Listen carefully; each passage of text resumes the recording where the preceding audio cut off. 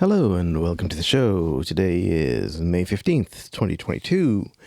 And this is actually take two because the first take had pretty bad audio. Hopefully this audio will be better.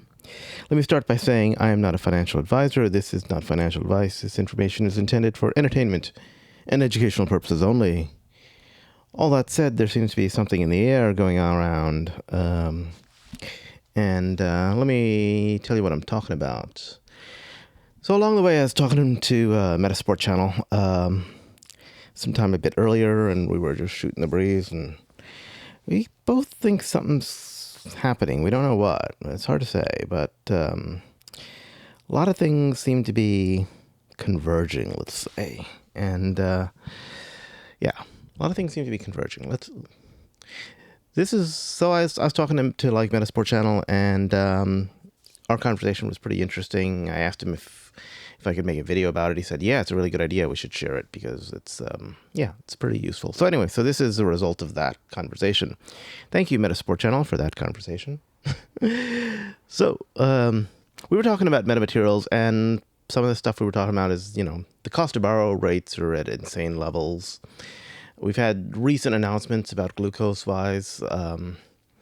That's a non-invasive glucose monitoring. That's a huge, gigantic announcement all by itself. I mean, and at the same time that we had announcements of glucose-wise and things like that, we saw the stock price dropped, which meant massive amounts of shorting going on just to force the prices down.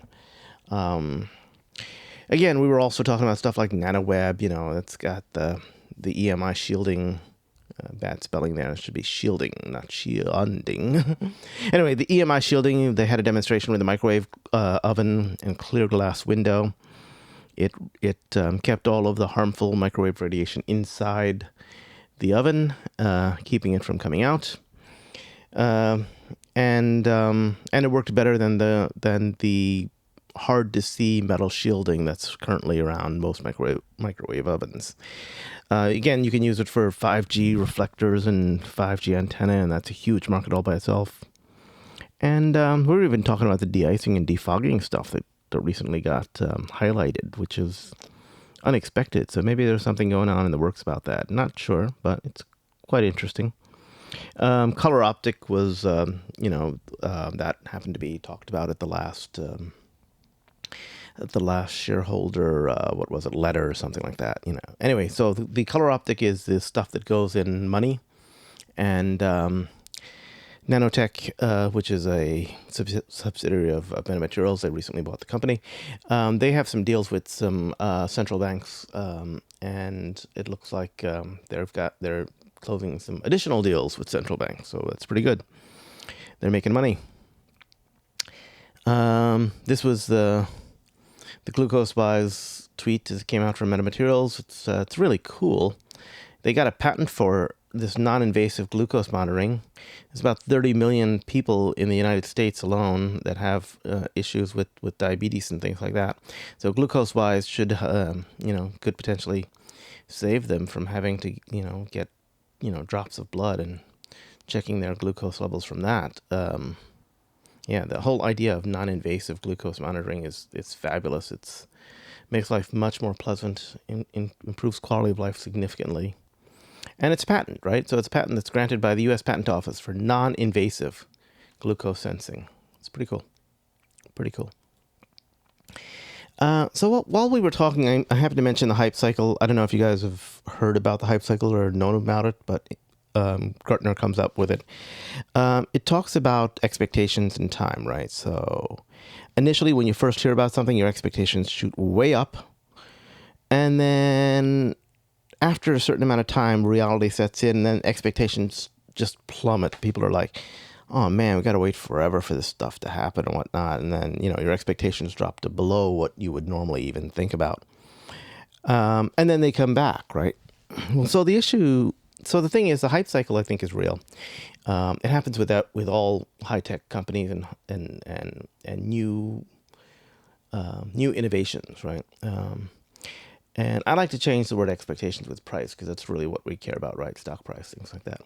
So nobody really knows how high the initial, price will go, and nobody knows how low the dip from that, from reality setting in is, and nobody knows in actuality where that plateau of productivity will end up being, because a long time ago, for instance, in the early 1900s, I think it was Mercedes-Benz, who basically said they looked at the entire car market worldwide, and they think they might be able to sell, I think it was, 1 million cars maximum around 1901 or something like that. And that's if they got everybody right. So, well, suffice it to say that plateau of productivity is significantly higher than what their wildest dreams were, right? I mean, it's like 1 million cars that normally get sold, I don't know, a few months or something like that. When you don't have a pandemic and supply issues and whatnot. But normally, your cars sell a lot more than what the Mercedes-Benz initial projections were. So what I'm trying to say is nobody knows what these levels are actually, in the hype cycle. And the interesting thing is, because you don't know how high it can go or how low it can drop, or where even the plateau would be, it's hard to tell where you are in this curve. And the curve repeats over and over and over within the same development, right? So, I mean, initially, for instance, when personal computers came out, people thought, hey, there might be a personal computer in every office, maybe every building, that kind of thing. Maybe a shared computer somewhere. But then people thought, hey, there might be one on every desk, and then, every desk in the office or something like that. Then, nowadays people have multiple computers. They have laptops, desktops. They're all linked together on the cloud, iPads, the whole thing, right? I mean, it's multiple computers per people. Our watches are computers even. Give me a break. And our phones, of course, you got phones, watches, pads. It's huge. So you never know where that plateau is going to be, is what I'm trying to say. But the Gartner Hype cycle, I kind of believe in it. It repeats over and over and over again as the technologies reinvented themselves and progress moves forward. It's just the way things are. So it's impossible to tell where you are in the curve. I believe we're at the start of this hype cycle with glucose-wise. Just glucose-wise itself, right? And we're not even looking at metamaterials. Metamaterials has like 5 possible things that can be on this hype cycle. From nanoweb, EMI shielding, de-icing, defogging, that whole thing. I mean, it's just, that's not to even mention stuff like the laser eye protection, the augmented reality, all of that stuff. There are multiple paths for metamaterials to go big, and they could take more than one path, right? They could, imagine if all 5 of them become successful in their own way. Anyway, so the challenges that any high-tech company has, of course, is to develop the technology, market the innovation, meaning let people know that you have this new gizmo, this new capability, communicate what this capability can do for you and for the world, right? I mean, and then you got to, of course, do the work, close the deals, make the sales, get the customers, because, in the early 1980s, for instance, when everyone was talking about PCs, not that many people were buying them because they were so expensive. But then they became cheaper and cheaper, and then people bought a ton of them, and then people didn't know what to do with them. Anyway, so you got to do the work. You got to close the deals, get the customers, and that's a part of, being in the company. And finally, you got to bring in high volume, low cost, high quality, production to market. You got to make this thing happen in a low cost way and bring high volume, manufacturing. And that changes the game, right? That lowers the barrier to entry, that makes the technology more ubiquitous. And as the cost goes lower, the places that technology can go in increases dramatically. And these are the challenges any high-tech company has, not just metamaterials, right? So this is just standard. So you're talking potentially years for this to reach fruition, and to reach total fruition, it could be over a decade. But I mean, look at Apple Computer. If you bought Apple back in the 1990s or even 1980s, if you bought Apple back in the 1980s when pre-Macintosh. Imagine what you'd have today. It's, yeah. And if you held, of course, right? I mean, yeah. Anyway, so there's a large gain that can happen on this. I'm just saying, And the other half of metamaterials, of course, after you talk about the technology and all the things it can do, is MMTLP, which is the oil and gas assets. That's a completely different region and completely different realm, but that brings funding, and that brings funding to metamaterials one way or another. So MMTLP is the part of metamaterials that's trying to sell off the oil and gas assets from Torchlight Energy. That did the merger. The audit is now complete of what these assets are. So the next step is to spin out Oilco, the company, maybe do a limited production run, pump some oil out there, sell it, make some money, see what the wells can do, see what the land can produce. And at that point, make a sale with multiple bidders. But currently the price of oil is over $110 a barrel. And we just heard that, the Biden administration just shut down Alaska and the Gulf Coast for oil leases. So is the price going to go higher? And if you're an oil producer out there, you're thinking, where do I get the next find? You might not even want to wait until, this limited production run happens with metamaterials. You might want to get that private land in Texas because it's available today. You might have been trying to get the oil you might be trying to get the oil out of Alaska, which is cold and hard to get to, or the Gulf Coast.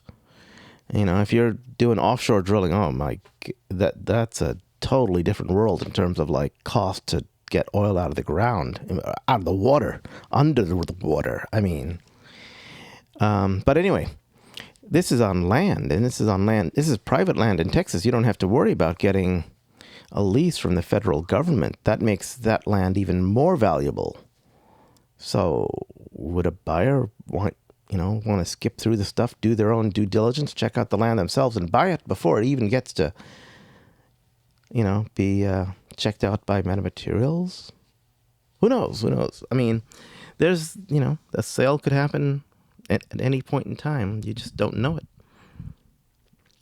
So that's metamaterials. But if, we were talking about oil and, even Warren Buffett's, he's interested in oil right now. He picked up a bunch of shares of Occidental Petroleum.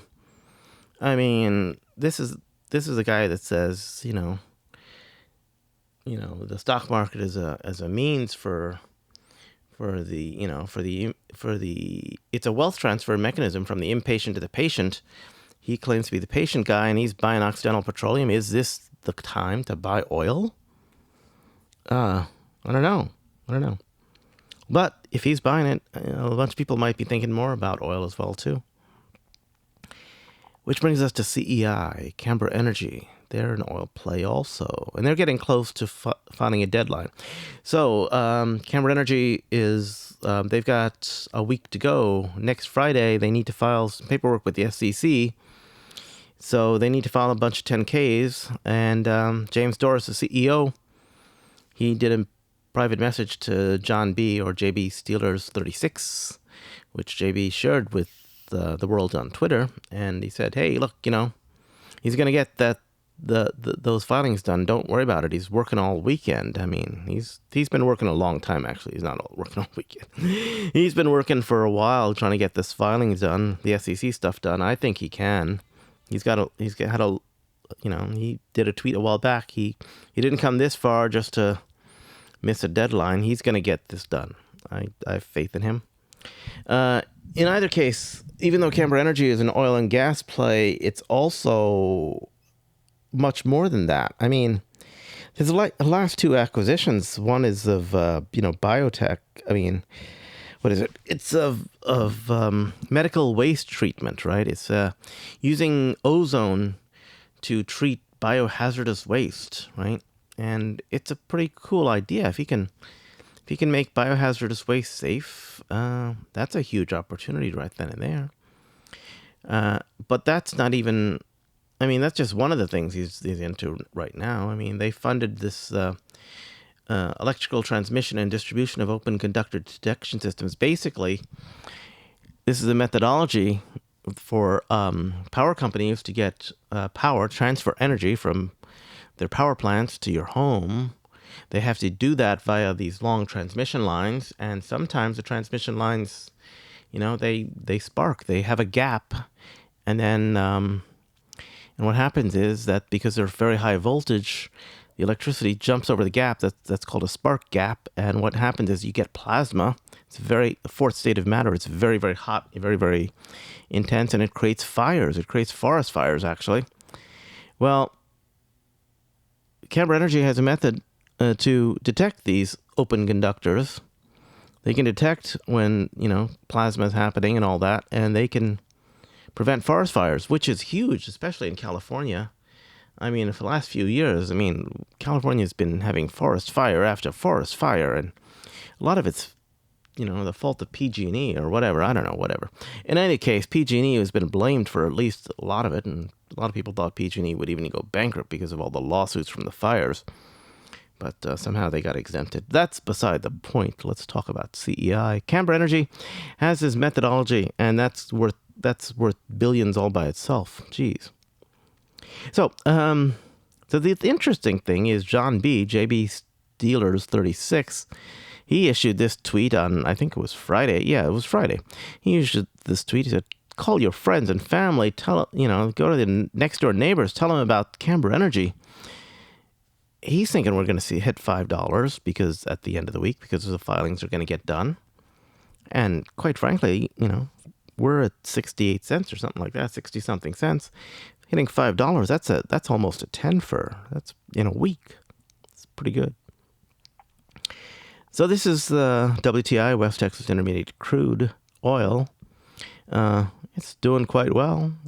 Last few days, it's $108 a barrel. It seems to have recovered quite well. It did drop below $100 a barrel for a short bit of time, but didn't seem to hold, didn't seem to stick. If we look at the oil price, more recently, it's around $110 a barrel, So, and that's for WTI, which is what comes out of Texas, of course. But, you got Louisiana Light as well. You got a whole bunch of others. They're all doing quite well. Oil is hot, especially with Alaska getting shut down and the Gulf Coast getting shut down. Anyway, so these are the 8 state filing statements that Camber Energy needs to do. They need to refile them. CEO James Doris has said he's going to do it. I believe he will. He's got a lot writing on it. Everyone's looking at him. Everyone's been paying attention to him. He issued a tweet that he's got to spend the weekend on Mother's Day working because he's gonna get this stuff done. And he's had a long time to do it. So yeah, I think he's been working on it. I don't think he's been twiddling his thumbs. Seems like a hard worker. So if he gets it done by Friday, $5, that's a nice little bit of change there. And finally, let's not forget GameStop. GameStop is they got a split dividend, right, coming up. So they issued their proxy statement, and of course, they issued their proxy statement. I didn't mean to do that. They issued their proxy statement, and the interesting thing about their proxy statement is you got an approval amendment over here. Proposal 5. It says, approval of amendment to our certificate of incorporation to increase authorization of shares of common stock. Normally, in most cases, that, just means we're going to, have more shares. And most people don't want that because of share dilution issues and things like that, right? But in this case, what they're doing is they said that they are asking to increase the number of authorized shares to 1 billion in order to implement a stock split of our common stock in the form of a stock dividend. Okay? For those of you who don't know what's going on, GameStop has said that they plan to do a stock split via dividend. Basically, with a normal stock split, let's say you got a 5-for-1 split, right? You got 10 shares in your account, suddenly you got 50 shares, and the price of each share drops by a factor of 5. Okay, it's a done deal. There's no tax consequences. Nothing happens, right? But if it's a stock dividend, instead of one share suddenly becoming 5 shares, what happens is you have your 1 share, and you get 4 additional shares that are provided to you by the company. Okay, so that's a dividend. That's your stock split via dividend. When that happens, let's just say you're a large corporation who has a lot of GameStop shares, right? And you're loaning out the shares to various shorts because they're paying you a borrow fee, and you're getting some money on those shares because of that borrow fee, right? Well, when this split dividend happens, because you're already getting shares and the shares have been loaned out, the dividend isn't coming from, or you're not getting your dividend from GameStop per se. You're getting it from whoever you loaned the shares to. They have to provide the dividend back. And that means that there's tax consequence now. So there's a tax implication. They're going to have to pay a lot of taxes potentially on this dividend that's coming back from their shorts, because it's not a dividend that's coming from GameStop. It's not a regular dividend. It's a dividend that's happening during a loan that you're getting stuff back from. So now, if you just let the shares be borrowed through that time, now you're going to have to pay a lot of taxes, which is going to overwhelm any borrow fees you got. Do you want to do that? So at that point, you can basically just recall your shares so you don't have that issue, right? And that's probably what they're going to do. If you're a company that's, issued a lot of shares to be lent out, you're probably going to recall your shares because you don't want to pay the dividend on that. That's just bad news, right?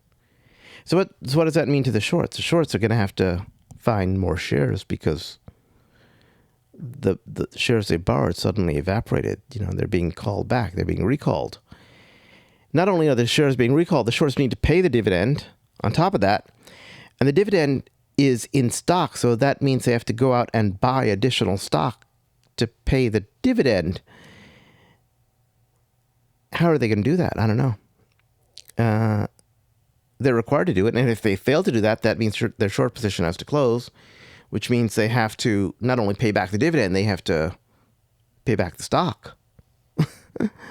So all of this is expected to happen. I'm guessing this is going to happen end of June, end of July, because we know that the annual meeting is going to be happening on June 2nd or so, and that's when this proposal is going to be approved. It's probably going to be approved. They still got to vote, but I'm guessing it's going to be approved. Anyway, I think everyone's guessing it's going to be approved. Anyway, so that's what's happening there. That's a nice run up for the stock potentially. So the question that was asked along the way between Metasport Channel and myself is, how high do you think these things could go? Should I sell along the way? I got a fair amount of stock in this and all that. Everyone's got a fair amount of stock. The question is, what should I do? So at this point, I'd like to say I'm not a financial advisor. This is not financial advice. This is never financial advice. So I'm just going to say what I'm doing. Okay. Now, in my particular case, there are some stocks that I would feel I'd like to have some more of that I don't have enough of, right? I'm a little bit light on those stocks because, I happen to be more heavily weighted towards some other stocks. And in this case, I think I'm a little bit light on GameStop and MetaMaterials. I'd like to have a little bit more of those. So let's say Camber Energy takes off to $5 plus a share. What would I do? Chances are I'm going to sell some Camber at $5 plus a share. Not all of it, just a small amount, maybe say 20%, maybe even 10%, I don't know, 10, 20%. And I'm going to use that money to buy more GameStop and MetaMaterials, MMAT, because I'm light, right? I want to get more of that because I think they're going to do well, I just want to get a nice, even, a big chunk of those. I want to get a big chunks of stuff because I want them to make a difference in my portfolio, right? So that's me. So this is why I say I'm not a financial advisor and I don't give financial advice, because this is my unique situation that I am light. You may not be light, right? This is why every single person has their own unique situation. And this is why you can't give financial advice. This is why nobody gives financial advice, right? Because I know what my situation is. You know what your situation is. It's going to be different. You might not be light on metamaterials and GameStop. I don't know. But in my case, I am. So that's what I'm going to do. Now, what does this mean? Like, I showed this slide a few weeks ago about Camber Energy. At that time, the current price was 80 cents. I think currently the price has dropped below that. It's like 60 something now. And it shows the projected price for the last 52-week high is about $4.85, $5 or something. That's before the short attack. It could easily get there by Friday because, at that point, if the filings get done, maybe, why shouldn't it get to that price before the short attack, right? There's no reason for that. And if it gets to that price, there could be momentum that drives it up to, another 2x from that. Could get to 10. It could even get to 25 easily without any, just based upon sheer valuation of all the stuff they got. Between the ESG Clean Energy, Simpson Maxwell, between the Reno biodiesel plant, the open conductor technology, for transmission lines of electrical power transmission, that kind of thing. Not to mention the oil. Jeez. So, and oil prices are headed upwards. So, yeah, $25 a share would not be an unreasonable price once you factor all this stuff in. And at that point, could you get a short squeeze? Because we know there's a lot of shorts out there. And if a short squeeze happens, then $50 is not unreasonable at that point. $75 doesn't become unreasonable because they'd be so far underwater. Where does this end? So how would I feel if I sold?